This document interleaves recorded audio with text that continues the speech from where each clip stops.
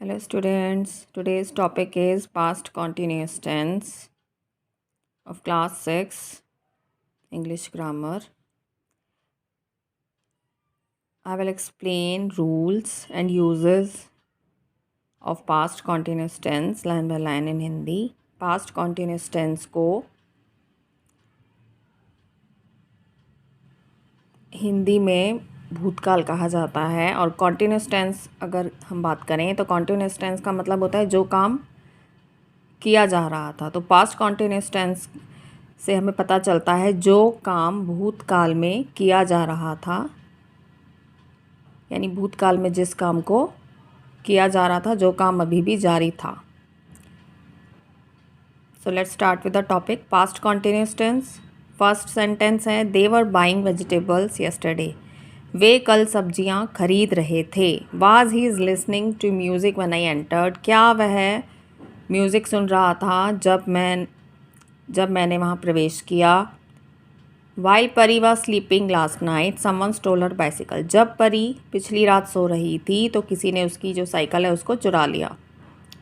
I was having dinner eight 8 PM yesterday। मैं कल रात 8 बजे अपना रात्रि भोजन ले रहा था।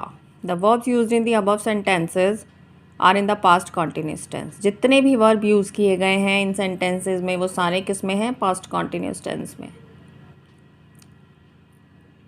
अब है structure of sentences in past continuous tense. अगर हम पास्ट कॉन्टिन्यूस टेंस में कोई सेंटेंस फॉर्मेशन करेंगे तो वो किस तरह से होगा? For affirmative sentences,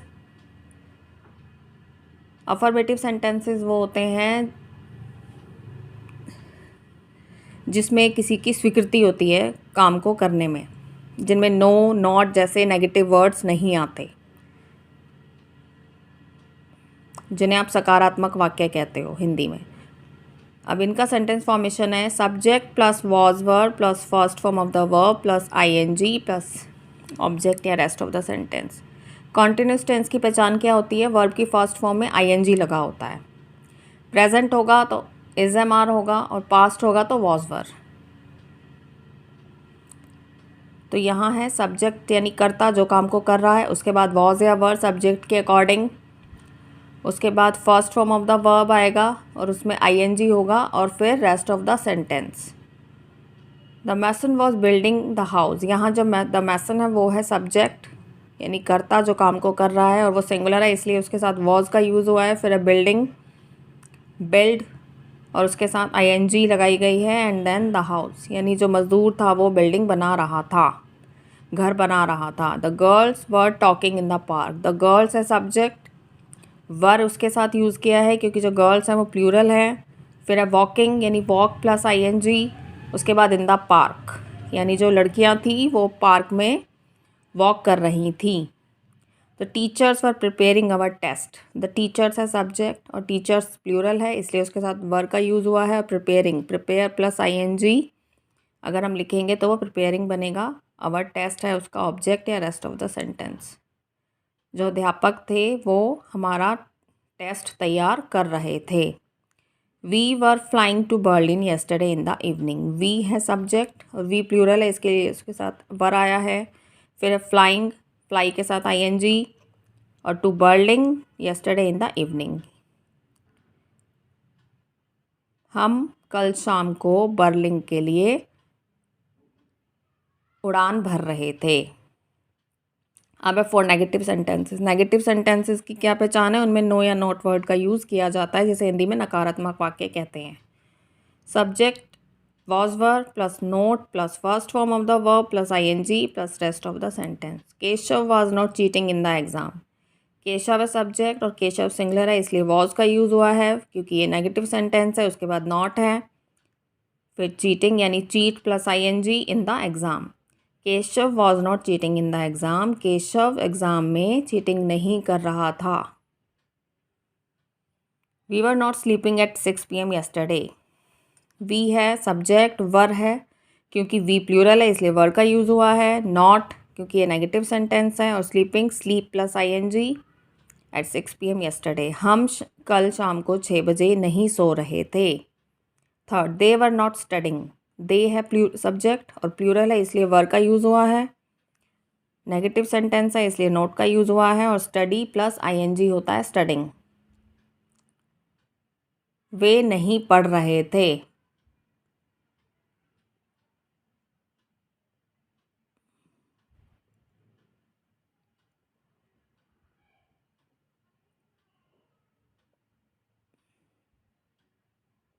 For interrogative sentences, was were plus subject plus first form of the verb plus ing, rest of the sentence और लास्ट में क्वेश्चन मार्क। जो इंटरोगेटिव यानी प्रश्नात्मक वाक्य हैं उसमें सबसे पहले वॉज वर आएगा सब्जेक्ट के अकॉर्डिंग, फिर सब्जेक्ट है, फिर फर्स्ट फॉर्म द वर्ब में आईएनजी, और फिर उसके बाद बाकी सेंटेंस और लास्ट में question mark. Was Sid listening to what I was saying, क्योंकि सिड जो है वो सब्जेक्ट है, वो सिंगुलर है, इसलिए वॉज आया है।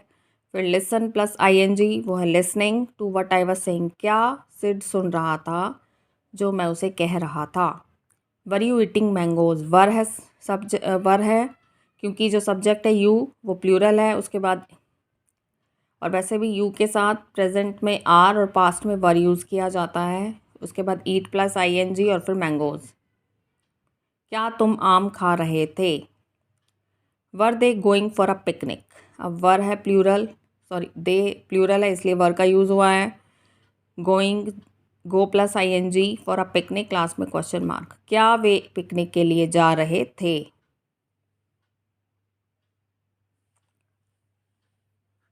अब है पास्ट कॉन्टिन्यूस टेंस के यूजेस। सिर्फ दो ही यूजेस हैं इसके। To express an action that was going on और was in progress at some time in the past, कोई ऐसा काम जो भूतकाल में किया जा रहा था और अब भी प्रोग्रेस में यानी अब भी हो रहा है। The principal was delivering a speech, जो प्रिंसिपल थे वो स्पीच दे रहे थे। The kids were making noise in the class, जो बच्चे थे वो शोर मचा रहे थे। अब है पास्ट कॉन्टिन्यूस टेंस का book work. When I enter the office the clerk dash to someone on phone, यहाँ टॉक दिया है ब्रैकेट में तो हम इसमें लिखेंगे वॉज टॉकिंग। जब मैंने ऑफिस में एंटर किया तो क्लर्क फ़ोन पर किसी से बात कर रहा था। I am sure she dash a lie, या नॉट टेल दिया है, हम इसमें लिखेंगे I am sure she was not telling a lie, यानी मुझे भरोसा है वो झूठ नहीं बोल रही थी। Some bearers were serving coffee to everyone, जो बैरा थे, जो वेटर थे, वो सबको कॉफ़ी सर्व कर रहे थे। यहाँ वर्ड लगाया है क्योंकि जो सब्जेक्ट है वो प्लूरल है। The thief dash to escape through the window when I caught him from behind, जो चोर था वो भाग कर बचने की कोशिश कर रहा था जब मैंने उसे पीछे से पकड़ा। अब यहाँ वॉज ट्राइंग लिखा गया है क्योंकि जो थीफ सब्जेक्ट है वो सिंगुलर है और ट्राई के साथ आईएनजी लगाकर ट्राइंग बनाया गया है। Dash you dash to make me a fool, यहाँ दो फिलअप्स हैं।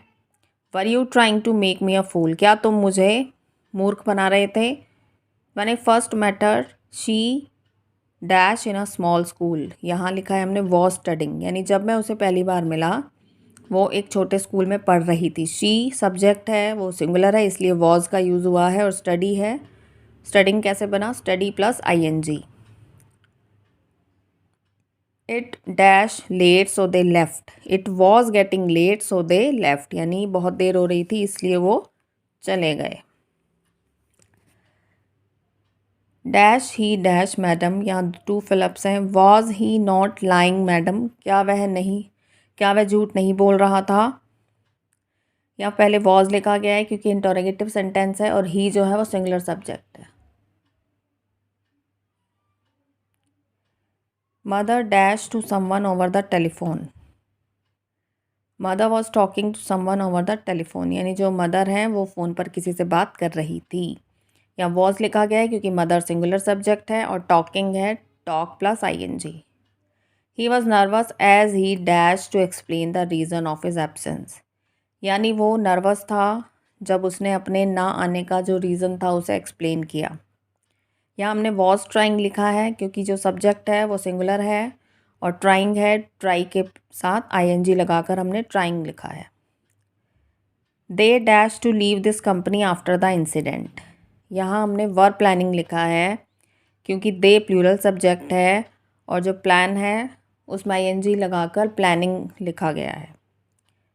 नेक्स्ट है he dash at a breakneck speed.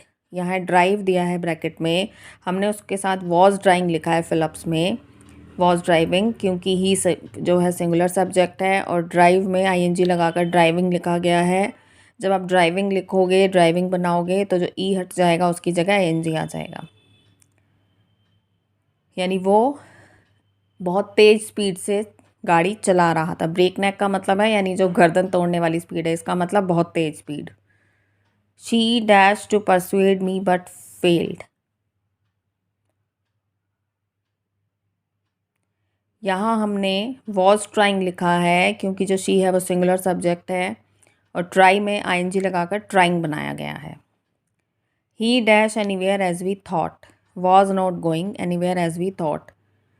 यहाँ हमने वॉज नॉट लिखा है क्योंकि यहाँ ब्रैकेट में नोट गो गिवन है और ही सिंगुलर सब्जेक्ट है, तो हमने लिखा है he was not going anywhere as we thought. वो कहीं नहीं जा रहा था जैसा कि हमने सोचा। अब है last, my brother dash the window pane, not break given है ब्रैकेट में, हमने उसमें लिखा है वॉज नॉट ब्रेकिंग, यानी जो मेरा भाई था वो खिड़की नहीं तोड़ रहा था। तो students, in this video I have explained rules of past continuous tense and one book work. I hope this video will help you and you will like this video. Thank you.